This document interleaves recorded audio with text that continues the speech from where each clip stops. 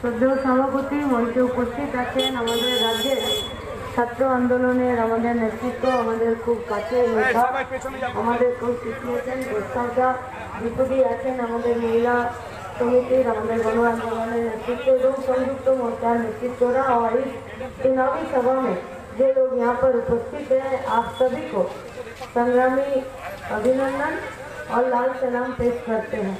इस बालीगंज विधानसभा में जिन दो लोगों का नाम पहले हम लोगों को लेना पड़ेगा, वो दो नामों में एक नाम है।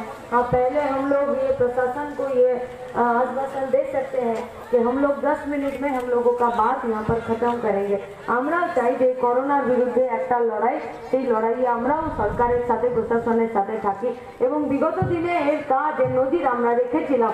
সরকার যখন ভেতরে ঠান্ডা করে বসেছিল, আমরাই রাস্তায় ছিলাম করোনার সাথে লড়াই করার জন্য, যুদ্ধ করার জন্য। আর সেদিন আমাদের সাথে नेता के हिसाब से जो उपस्थित थे वो इसी विधानसभा क्षेत्र से इस बार कैंडिडेट भी है और लड़ रहे हैं, जिसका नाम है फुआद अलीम। लेकिन उनसे पहले जो दो नाम हम लोगों को लेना पड़ेगा, वो इंदली का बहुत दिनों तक विधायक थे निजामुद्दीन साहब, जिनको आज এই পুরো এলাকার সাধারণ মানুষ আজকে চেনে, এই বালিগঞ্জ বিধানসভার সাথে আজকে সেটা যুক্ত হয়েছে। যার নাম আমাদেরকে নিতেই হবে, তিনি হচ্ছেন যে এই রাজ্যের, এই দেশের প্রবাদ প্রতিম বামপন্থী নেতা হাসিম আব্দুল হালিম, যারা শিখিয়েছেন যে সৎ পথে মানুষের সাথে থাকতে গেলে প্রশাসনিক স্তর বা প্রশাসনিক লেভেল কতটা দরকার নয়, যতটা মানুষের প্রতি দায়বদ্ধতা লাগে। আর আরও একজনের নাম যারা এই কেন্দ্রের থেকে প্রার্থী, কমরেড ফুয়াদ দা। हम लोग तो ये आसानी से बोल सकते हैं कि गरीबों का डॉक्टर, लेकिन गरीबों का डॉक्टर होने के लिए যে রাস্তাটা আগুনের মধ্যে দিয়ে যেতে হয়, সেটা আজ পর্যন্ত কমরেড ডক্টর ফুয়াদ আলীম সেটা আজকে লড়ছেন। আমরা তো দেখেছি নিজেরা যে করোনার সময়কালে গোটা ভারতে 4 বার প্লাজমা ডোনেট করার পর নিজের নামটা যারা ওই জায়গাতে রেখেছিলেন তার নাম ফুয়াদ আলীম।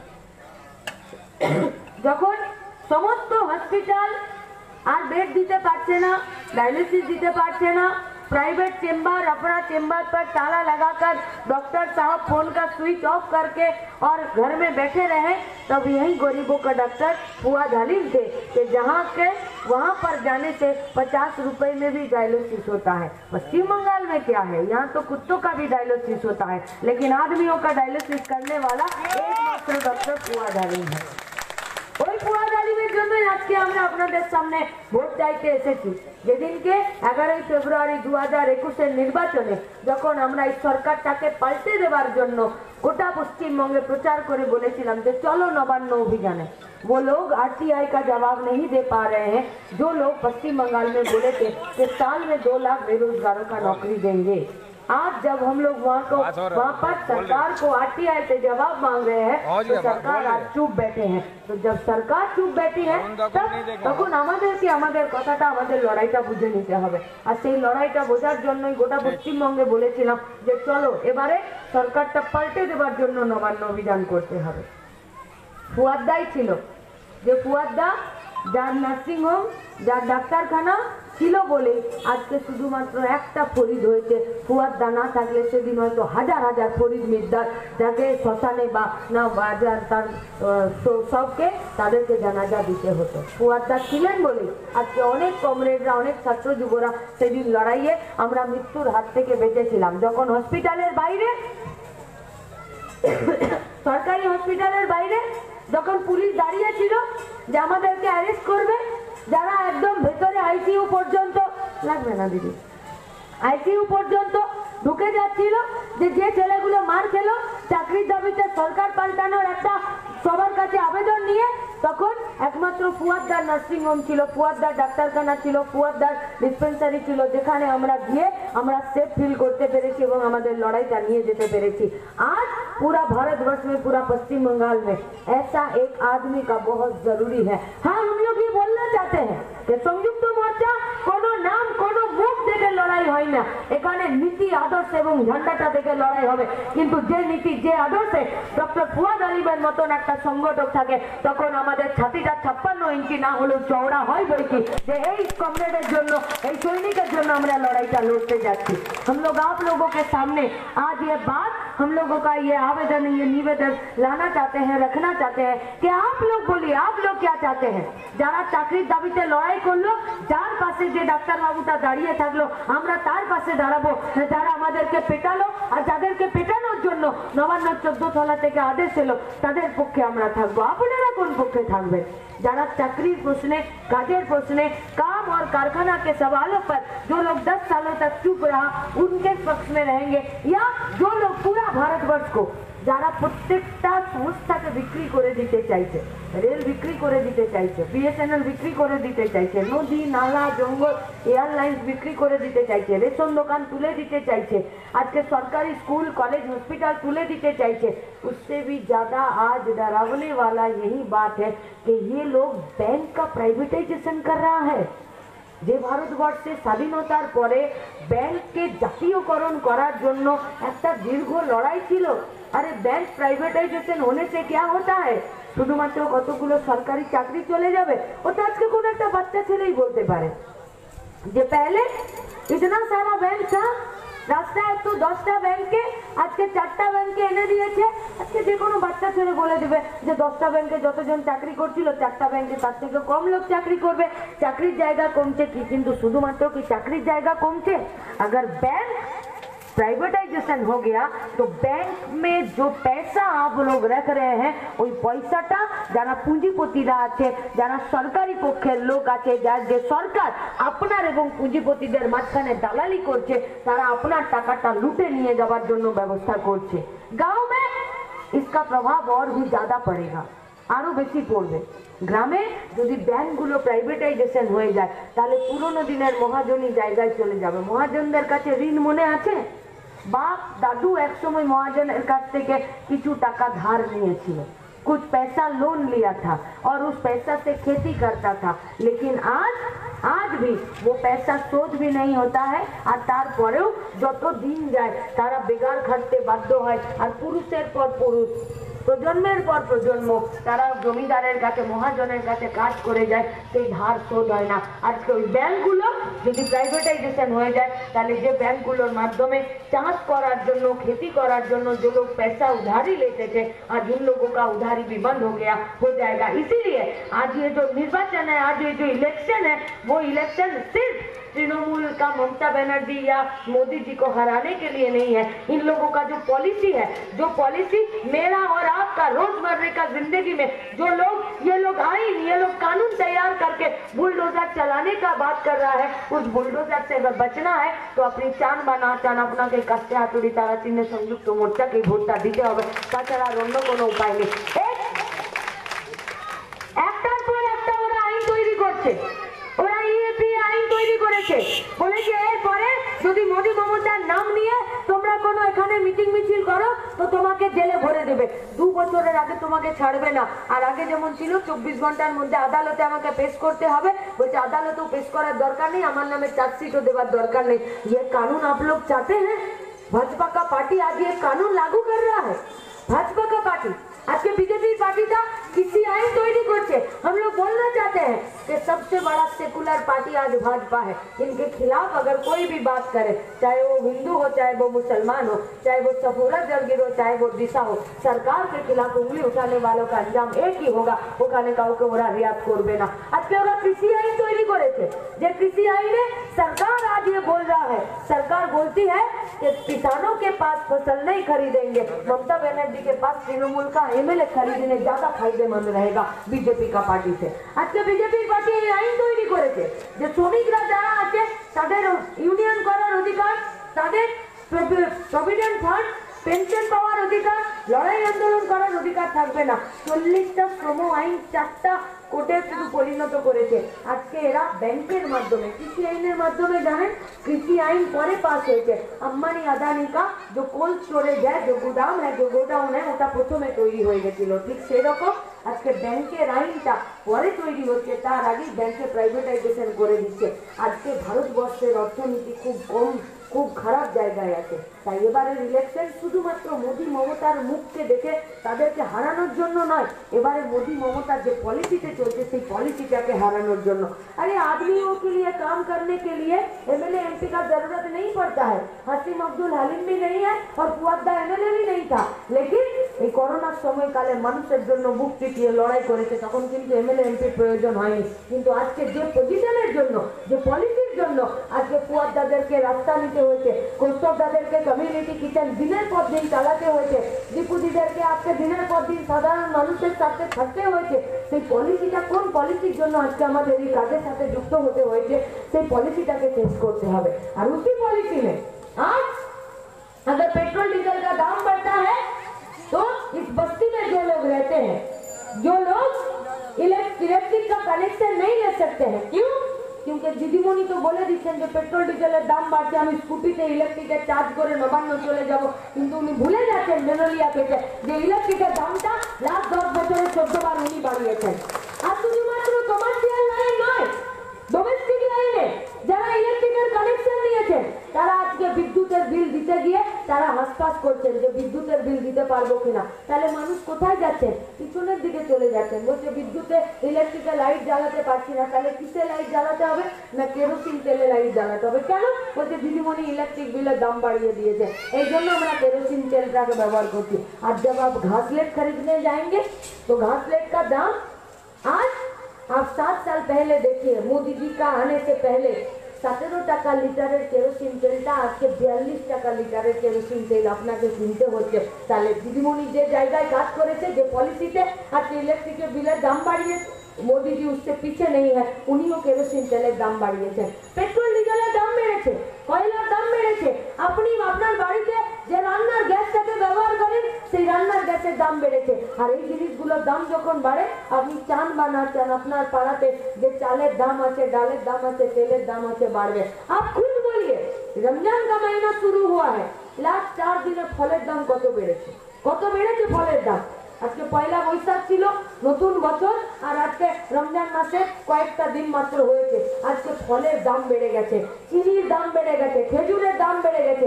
আরে রাশন সে ये लोग बोलेंगे कि इफ्तार करना চায়, ইফতার করার জন্য আমি কিছু জিনিস দিয়ে দেবো, শুরু হয়েছিল কিছু, রেশনের দোকানটাই থাকবে না, ইফতার করার জিনিস কি, মানুষ নিজের পেট ভরানোর জন্য চাল ডালটাও পাবে না। যে পলিসিতে আজকে ভারতবর্ষের সরকার এবং পশ্চিমবঙ্গের সরকার, দুটো সরকার চলছে, আমরা সাধারণ কথায় সোজা কথায় বলতে চাইছি যে মানুষ আজকে খুব বিপদগ্রস্ত, খুব বিপদগ্রস্ত। सिर्फ हम लोग हैं जो लोग बस्ती में रहते हैं, শুধু আমরা বিপদে আছি। जो लोग फ्लैट में रहते हैं শুধু আমরা আছি, যারা সরকারি চাকরি করছেন, মাস্টারমশাই দিদিমণিরা আছেন তারা না, শুধু তারা নয়, যারা পুলিশ আছেন তারাও আজকে এই সমস্যায় রয়েছে।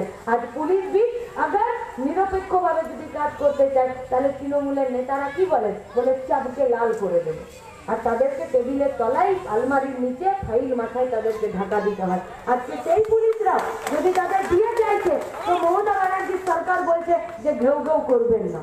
আরে কাকে বলে ঘেউ ঘেউ? কেন অপমান করছেন? কেন সরকারটাকে? ফুয়াদ্দারা যখন লোকসভাতে ডায়মন্ড হারবারে দাঁড়ালো তখন ফুয়াদ্দা এমন একটা দিনও ছিল না যে মার খেলো না। আজকে যদিও ডায়মন্ড হারবারে প্রতিকূল আছে, ভাইপোর ওই কাটমানি সিন্ডিকেট তোলাবাজ গুন্ডাদের নাম করে যারা ফুয়াদ্দাকে মারার চেষ্টা করেছিল বারবার, আজকে প্রতিকূল সেখানে ভাইপোদেরকে সেকে দেওয়ার ব্যবস্থা করেছে, সেটা দোসরামে বোঝা যাবে, সেটা দোসরামে। কিন্তু এই পশ্চিমবঙ্গের মাটিতে, এই ভারতবর্ষের মাটিতে এইবারে 2021-এর বিধানসভা নির্বাচনে আগামী ভবিষ্যৎটা কোন দিকে যেতে পারে সেটা সিদ্ধান্ত আপনারা নেবেন না? নেবেন না? सिर्फ बस्ती में नहीं, सिर्फ फ्लैट में नहीं, सिर्फ सरकारी कर्मचारी नहीं, आज के बेकार ছেলেরাও বাদ দিয়ে এই বাচ্চা ছেলেটা যেটা আমার সামনে দাঁড়িয়ে আছে এর ভবিষ্যৎটাও নষ্ট হতে চলেছে আজকে পশ্চিমবঙ্গের এখানে এই সরকারের বদান্যতায়। তাই আবার আপনার দায়িত্ব হলো ওই বাচ্চাটার ভবিষ্যৎকে সিকিউর করা, কারণ ওই বাচ্চাটা যে স্কুলে পড়তে যাবে, যে পশ্চিমবঙ্গে বড় হবে, যে সমাজে যে রাজনৈতিক যে সাংস্কৃতিক পরিবেশে তারা বড় হবে, সেই রাজনৈতিক সাংস্কৃতিক পরিবেশটা আজকে খুব বিপদের জায়গায় আছে। তাই তো দিদিমণি যখন হুইল চেয়ারে ঘুরে বেড়ান আর তার পিছনে পিছনে যে সরকারি কর্মচারীরা ফেলছেন, তারা ঘামটাকে ফেলছেন নন্দীগ্রামে আর বলছেন এই আপদটা কবে যাবে। তো ভরসা রাখুন, ধৈর্য ধরুন, এই আপদটাকে বিদায় করার জন্য আমরা আছি। শুধু আপদটাকে বিদায় করবো না, এই আপদটা stage mic, light, sound, action, यहाँ तक कि अपना अभिनेता, नेता, जोकर, विलन सबको बीजेपी में भेजकर आज जो बीजेपी प्लैटफर्मটা রেডি করতে চাইছে, শুধু আপদকে না, ওই আপদের সঙ্গে ওই বিপদটাকেও আমরা তাড়াবো। শুধু আপনারা শক্ত হাতে আমাদের হাতটা ধরো। হ্যাঁ, একটা কথা বলতে পারি, রিপুদি বলছিল, নিশ্চিতভাবে কৌস্তবদাও বলেছে। কিছুদিন আগে কৌস্তবদার একটা আমরা টিভিতে ওই ডিবেটও শুনছিলাম, সেখানে কৌস্তবদা সেখানে মিডিয়াকেও বলেছে, हम लोग भी बोलना चाहते हैं कि রাত্রে বা সন্ধ্যাবেলায় বাড়িতে বসে টিভি দেখে ভোট দেবেন না। আমরা তো রাস্তায় একটা मीटिंग করছি, लेकिन आपका घर में दो एक तो तृणमूल का और एक तो बीजेपी का कार्यकर्ता रोज आपका घर में बैठा है, उसका नाम है अखबार और मीडिया। ये दोनों वही बात करते हैं और विंडो को दोनों भागों में बांटकर ये लोग सिर्फ ममता और मोदी को दिखाता है। हम लोग बोलना चाहते हैं कि फुआद हालिम को मत दिखाइए, संयुक्त मोर्चा के मत दिखाइए, दिखाना नहीं है, लेकिन अपनी ওই ভিন্নটাকে তিনটে ভাগে ভাগ করুন। মোদিকে দেখান, মমতাকে দেখান, আর বালিগঞ্জের এখানকার খেটে খাওয়া সাধারণ মানুষ, দোকানদার গোষ্ঠীর মানুষকে দেখান যে তারা কি করেছে। আজকে এখানকার যিনি বিধায়ক ছিলেন তার কাজ কি, তিনি কি কাজ করছেন? শুধুমাত্র নবান্ন থেকে মাঝে মধ্যে মিডিয়ার সামনে মুখ দেখান আর পুজোর সময় 2-4টে পুজো প্যান্ডেল উদ্বোধন করেন, এর বেশি আর বিধায়ককে পাওয়া যায় না। আর যে বিধায়ক শুধুমাত্র মিডিয়া আর পুজো প্যান্ডেল উদ্বোধন করতে যাবে আর তৃণমূলের গুণগান করবে, তাও যদি গুণগানটা এক পেশে হতো ভালো হতো। কখনো দিদিমণিকে গালি দিয়েছেন, কখনো স্তুতি করছেন, এই গালিগালাজ আর স্তুতিতে আমরা ভুলছি না। তাই এই পশ্চিমবঙ্গের যে বিধায়করা পশ্চিমবঙ্গের ভিতরে থেকে পশ্চিমবঙ্গকে নষ্ট করে দেবার জন্য কাজ করছে, আর তাদেরকে বিধায়কের পদে থেকে লাভ নেই। বরং যে ডাক্তার বাবুরা, যে সাধারণ মানুষেরা পশ্চিমবঙ্গের মাটিতে থেকে বিধায়ক না থেকেও পশ্চিমবঙ্গের মানুষের জন্য জান কবুল লড়াই করছে, তাদের পক্ষে থেকে তাদেরকে বিধানসভাতে পাঠিয়ে দিন। যে এখানে সংযুক্ত মোর্চা বলেছে যে স্বাস্থ্য খাতে সমস্ত জায়গাতে ফ্রিতে ট্রিটমেন্ট আমরা পাবো, তার ব্যবস্থা করবে। বাইরে আমরা লড়বো, ভেতরে ফুয়াদদা লড়বে। ফুয়াদদার গলার আওয়াজকে আরো জোর দিতে, ফুয়াদদার কথাকে যুক্তিকে আরো বেশি শক্তিশালী করার জন্য, उस बात को और बेसी धारदार बनाने के लिए इस बस्ती का, इस इलाका का हर শুভ সমস্ত শুভবুদ্ধি সম্পন্ন মানুষের কাছে আমাদের আবেদন, দল বদলের রাজনীতি নয়, এবারে দিন বদলের রাজনীতিতে আপনাকে এক জায়গায় আসতে হবে। কিন্তু इस बार का इलेक्शन मेरा और आपका भविष्य सुधारने के लिए है। ফুয়াদদা আরো বেশি খরচা হবে, ফুয়াদদার দুটো ডানা গজাবে, ফুয়াদদার আরো 5টা গাড়ি হবে, ফুয়াদদা আরো বড় ডাক্তার হবে কিনা, ফুয়াদদার আরো অহংকার হবে কিনা, সেটার বড় কথা নয়। ফুয়াদদাকে ভোট দিলে আপনার বাড়ির ছেলেটার অহংকারটা বাঁচবে, কারণ ও মাথা নিচু করে চাকরি করতে যাবে না, মাথা উঁচু করে চাকরি করতে যাবে। ফুয়াদদার 5টা গাড়ি হবে কিনা জানি না, কিন্তু আপনার ছেলেটা নিজের পকেটের টাকায় মোদিজির 90 টাকা লিটার পেট্রোল ভরে নিজে একটা মোটর সাইকেল কিনতে পারবে, তার জন্য একটা চাকরি হবে, তার জন্য ফুয়াদদাকে ভোটটা দিন। ফুয়াদদা কত বড় ডাক্তার হবে, তার জন্য ফুয়াদদাকে ভোট দেওয়ার দরকার নেই।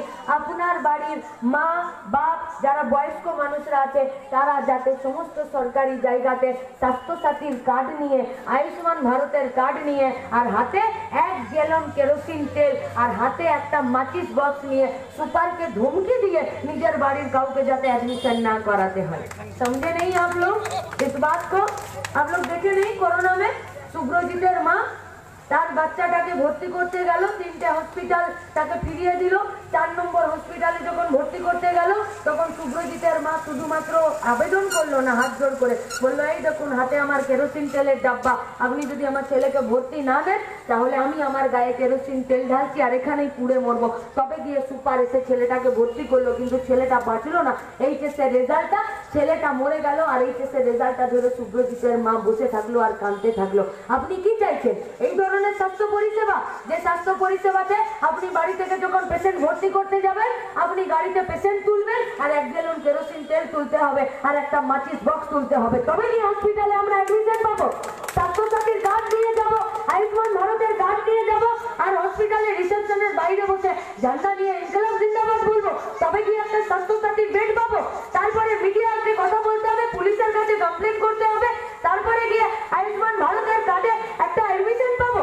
আমরা বলছি यही परिस्थिति থাকবে না। 34 साल का सरकार था, ये लोग बोले थे कि धर्म वर्ण राजनीति भाषा किच्ছু দেখবে না, 2 টাকার টিকিট হবে আর সরকারি হসপিটালে ডাক্তার থাকবে। এই সরকার এবং হসপিটাল এবং যারা পেশেন্ট আছে তার মাঝখানে সরকার কোথাও দালালি করবে না। আর তৃণমূলের পার্টিটা আর বিজেপি পার্টিটা এই পেশেন্ট আর ডাক্তারের মধ্যে যে দালালি করছে, আমরা তাদেরকে বলে দিতে চাইছে স্বাস্থ্য সাথী আর आयुष्मान भारतेর নামে हम लोग दलाल नहीं चाहते, हम लोग सरकार चाहते हैं। और उस सरकार को जिताने के लिए এই বালিগঞ্জ বিধানসভা থেকে আপনাদেরকে ফুয়াদ দাকে জেতাতে হবে। কেন বলুন তো? কারণ সংযুক্ত মোর্চার নেতৃত্বে বিকল্প সরকার তৈরি হচ্ছে। বালিগঞ্জ বিধানসভা থেকে কিন্তু ফুয়াদ দা না জিতলে মনটা একটু খচখচ করবে। সংযুক্ত মোর্চার সরকারটা হবে আপনাদের জন্য কাজ করবে। আর সেখান থেকে ফুয়াদ দাও একটা এমএলএ হয়ে আপনাদের সাথে কাজ করার জন্য যাবে। একটাই কথা বলতে পারি যে আমাদের সঙ্গে থাকুন, हमारे संगे থাকুন। बाप को हम लोग बाप ही बोलते हैं, बाप को हम लोग कभी बेटा नहीं बोलते हैं।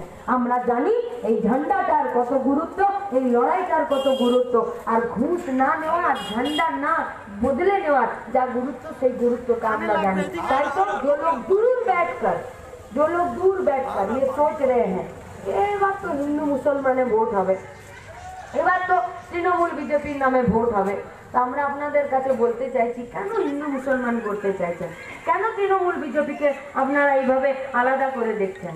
আপনি যদি দোকান যান আর দোকানে গিয়ে যদি বলেন যে আমি একটা পেস্ট কিনবো আর একটা ব্রাশ কিনবো, আর আপনি দোকানে পেস্ট কিনতে গেলেন, বললেন দাদা আপনি কি আলাদা করে ব্রাশ নেবেন? বললো কেন বলুন তো? বললো পেস্টের সঙ্গে ব্রাশ ফ্রি দিচ্ছি। তখন বলবেন না আপনি জানা ছেড়ে দিন, ब्रश দিতে হবে না, पेस्टाई দিয়ে দিন, ওর साथ फ्री से ब्रश পেয়ে যাবো। আর तृणमूल को वोट देना मतलब है भाजपा को वोट देना, और भाजपा को वोट देना मतलब है तृणमूल को वोट देना। पेस्ट के साथ ये ब्रश फ्री वाला जो स्कीम है तृणमूल और बीजेपी का, इससे निकाल कर আমাদের কাজ কারখানার স্কিমে, আমাদের গণতন্ত্রকে রক্ষা করার স্কিমে, মা বোনেদের সম্মান রক্ষা করার স্কিমে, আর গোটা দেশ